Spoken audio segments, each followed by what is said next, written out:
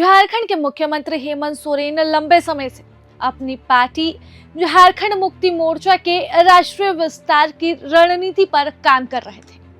अब इस विस्तार की दिशा में असम विधानसभा चुनाव को एक बड़ी राजनीतिक परीक्षा के तौर पर देखा जा रहा है।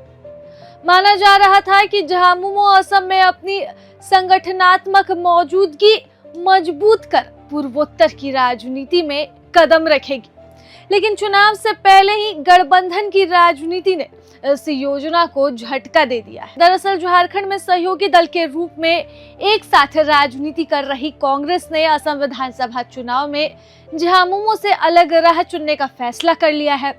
कांग्रेस ने साफ संकेत दिया कि वह असम में स्वतंत्र रूप से चुनावी मैदान में उतर रही है। ऐसे में दोनों ही दलों के बीच दोस्ती अब असम की सियासत में टकराव का रूप लेती दिख रही है। इस राजनीतिक खटपट की मुख्य वजह सीटों का बंटवारा बताया जा रहा है।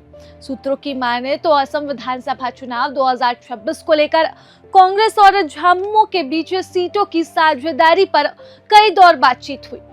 गौरव गोगोई झारखंड तक पहुंचे। रांची में उन्होंने हेमंत सोरेन से मुलाकात भी की, लेकिन सहमति नहीं बन पाई। दोनों ही दलों के बीच सीटों की संख्या को लेकर बड़ा मतभेद सामने आया, जिसके बाद जेएमएम ने अपनी राह अलग चुन ली।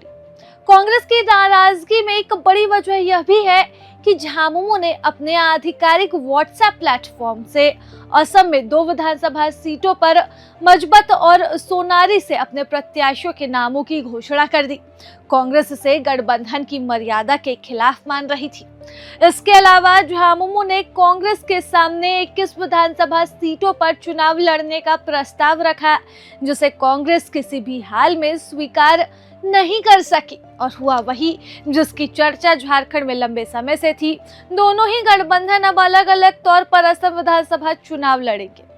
कांग्रेस सूत्रों का कहना है कि पार्टी आलाकमान झामुमो को केवल 7 सीटें देने के पक्ष में था। इतनी कम सीटों पर चुनाव लड़ने को लेकर झामुमो तैयार नहीं हुआ और उसने स्पष्ट कर दिया कि वह सम्मानजनक साझेदारी से कम पर समझौता नहीं करेगा।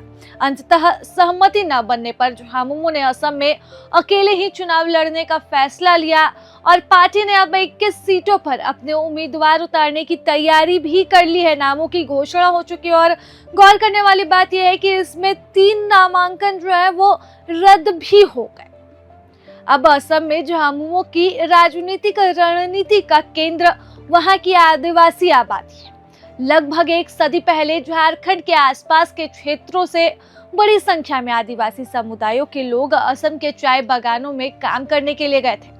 असम में इन्हें टी ट्राइब के रूप में जाना जाता है। हालांकि राज्य सरकार ने इन्हें अब तक अनुसूचित जनजाति का दर्जा नहीं दिया, बल्कि उन्हें अति पिछड़ा वर्ग की श्रेणी में रखा गया है और अब इस वजह से उन्हें अनुसूचित जनजाति को मिलने वाली सुविधाओं का लाभ भी नहीं मिल पा रहा है। अब इसी राजनीतिक बिंदु पर काम करते हुए हेमंत सोरेन असम विधानसभा चुनाव लड़ने की तैयारी में है। हालांकि कांग्रेस की तरफ से उन्हें झटका पहले ही लग गया जब साझेदारी नहीं बनी, और दूसरा झटका तब लगा जब मीडिया में खुले तौर पर कांग्रेस ये बयान देते नजर आई कि हमने तो बात रखी थी, लेकिन बात स्वीकार नहीं की गई। ऐसे में अब राजनीति में गठबंधन धर्म सामने आ रहा है, जहां एक तरफ झारखंड में दोनों मिलीजुली सरकार चला रहे हैं। बड़े भाई की भूमिका में जेएमएम तो छोटे भाई की भूमिका में कांग्रेस नजर आ रहा है। ऐसे में बड़ा भाई और छोटा भाई आपस में असम में लड़ते दिखेगा। इस वजह से भी यहाँ पर इसके पॉलिटिकल हाइप बहुत हो गई है। आपको बता दें कि टी ट्राइब समुदाय की संख्या असम में लगभग 65 से 70 लाख के बीच आकी जाती है।